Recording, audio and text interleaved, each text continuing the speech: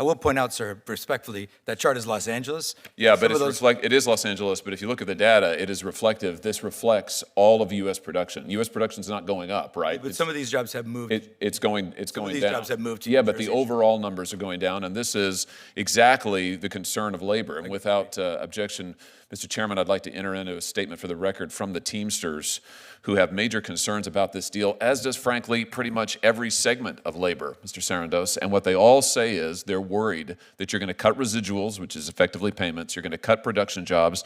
So let's just go through a few commitments here. Will you commit to using union labor for all domestic shoots?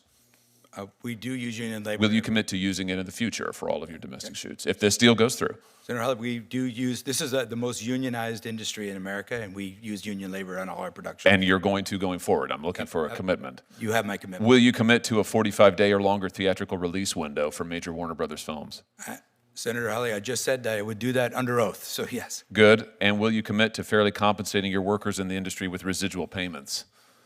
Well, top of market payment has been Netflix's business philosophy since we started operating over 25 years listen, ago.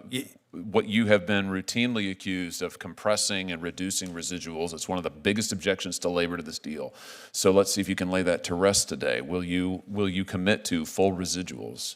The hearing room was tense as lawmakers gathered to question one of the most powerful figures in the global entertainment industry. Cameras flashed, microphones were adjusted, and the spotlight quickly turned to a debate that had already sparked outrage across the country.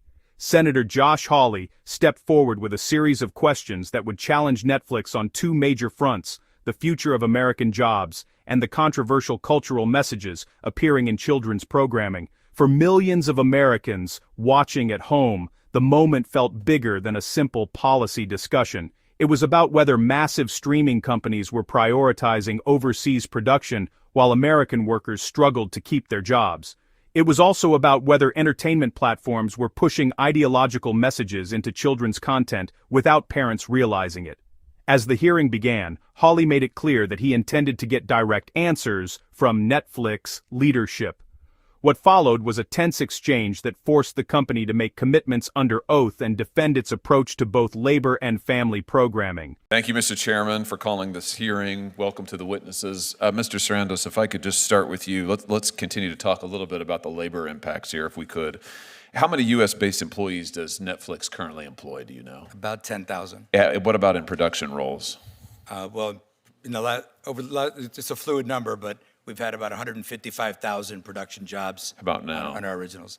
At any given time, I don't know the number exactly, sir. I can follow back with your staff, though. Warner Brothers, how many U.S. production jobs? I don't have the exact number, but it would be, I would think, in the 8,000 range. Okay. Here's my question. If this merger goes through, what's your projection about the amount of domestic production, say 2 years from now? Is it going to be static? Is it going to decline? Our production is going to increase. Domestic production. Domestic production Employment. is going to increase. Most of our production is domestic, and it will continue to increase. We've recently forecast our content spend, independent of this deal, to grow to $20 billion. And that's a combination of licensing, producing. Now, those licensing dollars compel production as well. That's why it's hard to get an exact number. Let me show you the data here about U.S. production recently. Yeah. It's the red line here, starting from in 2021. You can see it is pretty much straight downward. There's been massive shift in production, as I think as Senator Schiff was alluding to just a moment ago, massive shift in production overseas to other foreign jurisdictions, leaving the United States.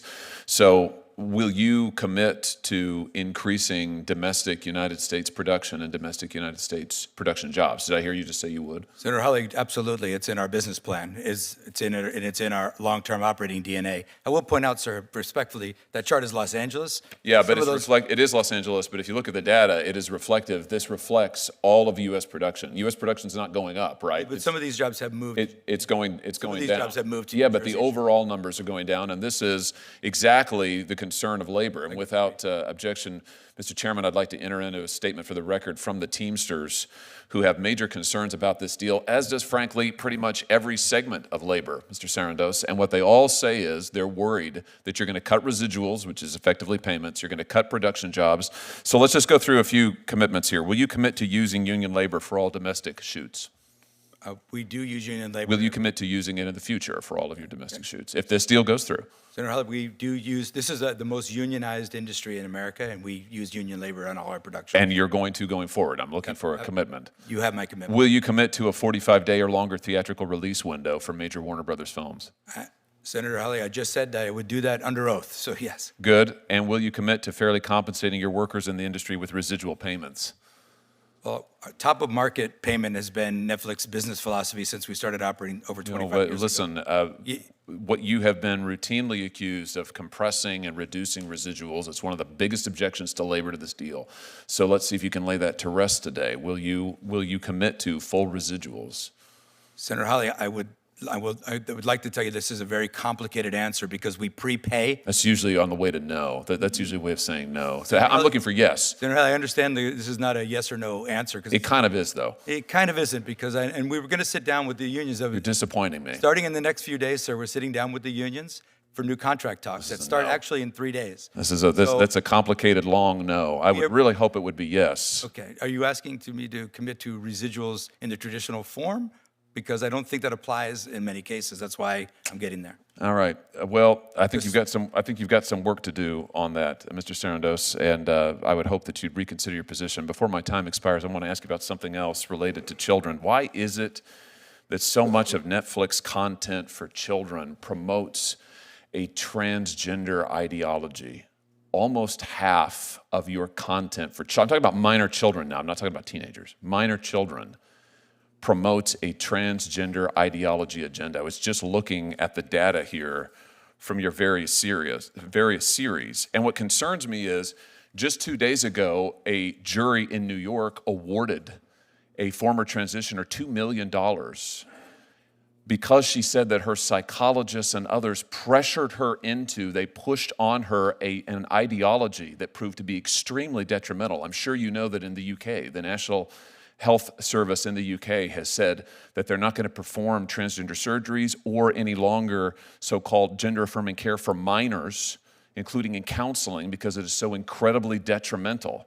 Our own HHS has come forward with similar findings this past year, yet if you turn on Netflix, you'll find that an enormous amount, and I say this as a parent with 3 young children, an enormous amount of your children's programming has this ideology and agenda in it. Is this an advocacy position for Netflix? Is this an ideological commitment you have? I mean, why is this? Senator Hawley, Netflix has no political agenda of any kind. I would tell you that. Well, then why is your children's program so full of this highly sexualized, highly controversial agenda? I don't understand it. It seems strange to me. Respectfully, sir, it's because it's inaccurate. We have millions of hours of children's programming. You're saying it's not there. You don't have trans. You don't feature trans characters, trans storylines, trans themes. It's not in your programming. I'm saying we feature a wide variety of stories and programs to meet a wide variety of people's tastes. Why is almost half of it? Why does almost half of your children's program feature this highly controversial, highly sexualized material? That just seems strange to me. It can't possibly be a reflection of the population. Senator Hawley, I don't have any idea where that number would come from or what that would be. I don't believe that's been your personal experience, but I can't speak to that. Well, what do you mean you don't think it's been my personal experience? You don't think that I monitor what my children watch on your... Here's what I tell you what my personal experience is since you bring it up. My personal experience is that my 3 children, I can't let them watch anything they want on Netflix. I can't let them watch anything on Netflix unless I preview it, because I don't have confidence in what's on your platform.